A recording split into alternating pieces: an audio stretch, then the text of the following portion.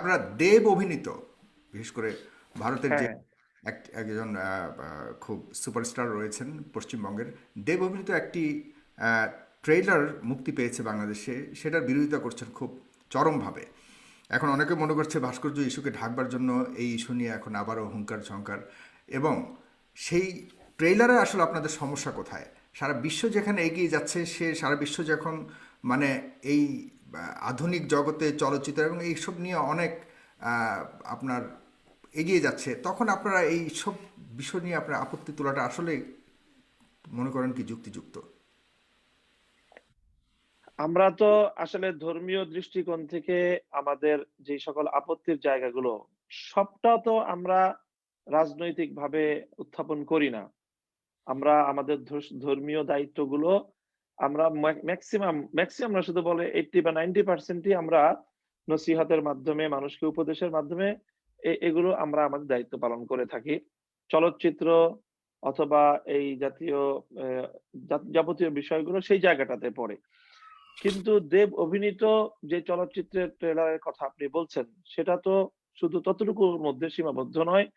সেখানে যেই ট্রেলারটা আপনার প্রচারিত হয়েছে, সেখানে দেখা যাচ্ছে যে কালেমা খচিত যে পতাকা, সেই পতাকাটাকে সন্ত্রাসবাদের একটা প্রতীক হিসেবে আখ্যায়িত করা হয়েছে এবং সম্পূর্ণ ইসলামী লেবাস পরিহিত, সুন্নাত সম্মত যে লেবাস পোশাক, যে অবয়ব এবং বেশভূষা, সেটাকে সম্বলিত করে সেখানে সন্ত্রাসী এবং জঙ্গিবাদী কিছু চিত্র তুলে ধরা হয়েছে।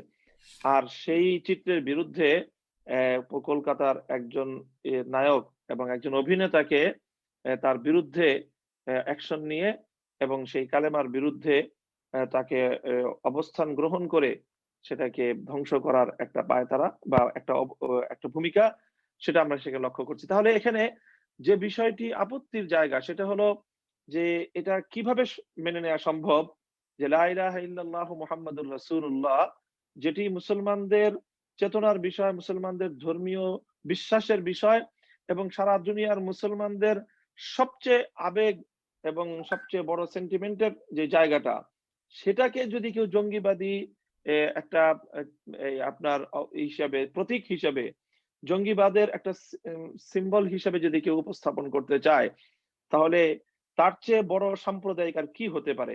আমরা দ্ব্যর্থহীনভাবে এই বিষয়টিকে সাম্প্রদায়িক শুধু নয়, বরং চরমভাবে সাম্প্রদায়িক উস্কানিমূলক একটি পদক্ষেপ হিসেবে আমরা দেখছি এবং আমরা মনে করছি এর মাধ্যমে ধর্মপ্রাণ মুসলমানদের ইসলামী চেতনা, ইমানি, তাদের যে এই ধরনের আত্মমর্যাদাবোধ, তার উপরে এই ধরনের চরমভাবে আক্রমণ আপত্তিগুলি তো করা হয়েছে।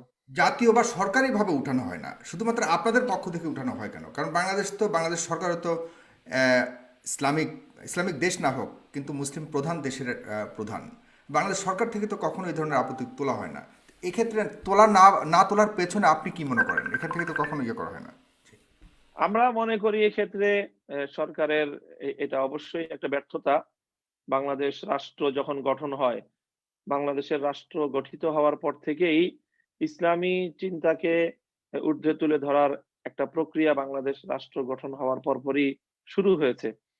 OIC, organization of Islamic conference ছিল, পরবর্তীতে অর্গানাইজেশন অফ ইসলামিক কান্ট্রিজ, যার একটা অন্যতম উদ্যোক্তা দেশ হিসেবে বাংলাদেশের সেখানে বলিষ্ঠ ভূমিকা রয়েছে এবং অমুসলিম বিশ্বের প্রচন্ড প্রতিবন্ধকতার মুখেও বঙ্গবন্ধু 1972 সালে ওআইসির যে গঠিত হওয়ার সময় সেখানে তিনি অংশগ্রহণ করে সম্মিলিতভাবে বিশ্বব্যাপী যে মুসলিম উম্মার স্বার্থ রক্ষা এবং ইসলামের ঝান্ডা সমুন্নত করবার যে যৌথ ঘোষণা, সেখানে তিনি অংশগ্রহণ করেছেন এবং স্বাক্ষর করেছেন।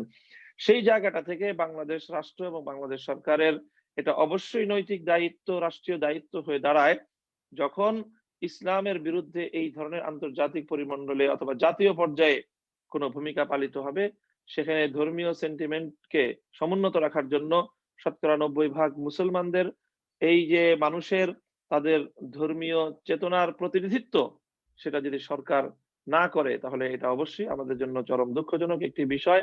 সরকার এই বিষয়ে সামনের দিনে পদক্ষেপ রাখবে, এটা তো আমরা আশা করি। তবে সেটা আসলে আদৌ হবে কিনা সেই বিষয়ে আমরা ভারতীয় দৃষ্টি আকর্ষণের মধ্যে ভারতীয় আছি। চলচ্চিত্র কিন্তু সে দেশের হিন্দুদের প্রতিও তারা কিন্তু চলচ্চিত্রের মাধ্যমে অনেক ধরনের সমালোচনা করে থাকে।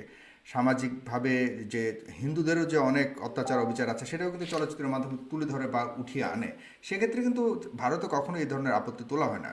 তো আমাদের দেশেও বা ভারতেও তো পশ্চিমবঙ্গের যেই পশ্চিমবঙ্গের এই চিত্রনায়কের অভিনীত এই ছবিটি, সেখানেও কিন্তু বিশাল একটি অংশ মুসলমান রয়েছেন, সেখান থেকেও কোনো এই ধরনের আপত্তি তোলা হয়নি। আর তাছাড়া চলচ্চিত্রের মধ্যে এটা একটি মানুষের মনের আনন্দের খোরাক বলা যায়, এটাকে কেন এত সিরিয়াসলি নিচ্ছেন? এবং এখানে অনেক অর্থ জড়িত রয়েছে। এই যে আপনাদের আপত্তির কারণে এই ছবিটি মুক্তি পাবে না, সেক্ষেত্রে এই অর্থ যে তাদের বিশাল অঙ্কের অর্থ লস হবে, এদিকটা কি আপনারা বিবেচনা করবেন? বা বাণিজ্যিকভাবে কেন এটাকে দেখছেন না, যে শুধুমাত্র ভাবেন কেন এ ধরনের আপত্তি তোলা? না, এটাকে শুধুমাত্র বাণিজ্যিকভাবে বা শুধুমাত্র অর্থ সংশ্লিষ্ট বিষয় ভাবার কোনো অবকাশ নেই। আপনি প্রথম যে প্রসঙ্গ তুলেছেন যে হিন্দু ধর্মের বিভিন্ন রীতিনীতির বিরুদ্ধেও চলচ্চিত্র হয়েছে।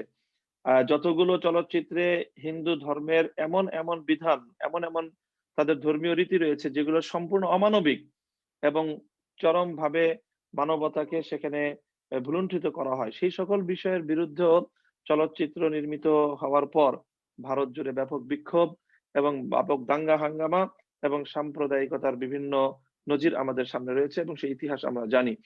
দ্বিতীয় যেই কথা সেটি হলো যে ইসলামের বা মুসলমানদের মুসলিম জাতির যদি কোনো আচরণ, তাদের যদি কর্মকাণ্ড কোনটি যদি আপত্তিজনক হয়, সেটি শুধু সেই যেই জনগোষ্ঠী বা যারা অপরাধ করবে তারা তো ইসলাম ধর্মের কোন নির্দেশনা নিয়ে এই অপরাধ করছে না। তাহলে আপনি কেন ইসলামকে এখানে তারা প্রতিপক্ষ হিসেবে সাব্যস্ত করবে এবং ইসলামের উপর কেন আঘাত করবে? যারা যদি কেউ অপরাধী থেকে থাকে অপরাধীকে অপরাধী হিসেবে ট্রিট করা চাই। কিন্তু এখানে যেটি হচ্ছে আপনি লা ইলাহা ইল্লাল্লাহু মুহাম্মাদুর রাসূলুল্লাহ, এটি তো কোন সন্ত্রাসের প্রতীক নয়। এটি তো হলো সারা দুনিয়ার সমস্ত মুসলমানদের ইসলামের এবং ঈমানের প্রধান সূত্র। সেটিকে যখন জঙ্গিবাদের সিম্বল হিসেবে আখ্যায়িত করা হয়, এটিকে শুধুমাত্র বাণিজ্যিক অথবা শুধুমাত্র অর্থনীতি সংশ্লিষ্ট বা শুধুমাত্র একটি নিছক চলচ্চিত্র হিসেবে দেখার কোনো সুযোগ নেই। বরং এটাকে আমরা দ্ব্যর্থহীনভাবে কথাই বলতে চাই যে সাধারণ মানুষের সামনে ইসলাম ধর্মকে এবং ইসলামের চিন্তাকে, ইসলামের একত্ববাদী বিশ্বাসকে এবং ইসলামের নবী মুহাম্মদুর রাসূলুল্লাহ সাল্লাল্লাহু আলাইহি ওয়াসাল্লামকেই তারা সন্ত্রাসবাদী হিসেবে এবং দুনিয়া মানুষের সামনে জঙ্গিবাদের মূল যেই উদ্যোক্তা হিসেবে আল্লাহ রাসূল সাল্লাল্লাহু আলাইহি ওয়াসাল্লামকে তারা চিহ্নিত করার অপপ্রয়াস চালাচ্ছে। কাজেই এই যে বিষয়, এটার সাথে কোনোভাবেই নমনীয়তার কোনো সুযোগ নেই এবং এখানে এটাকে মেনে নেওয়ার কোনো অবকাশ নেই।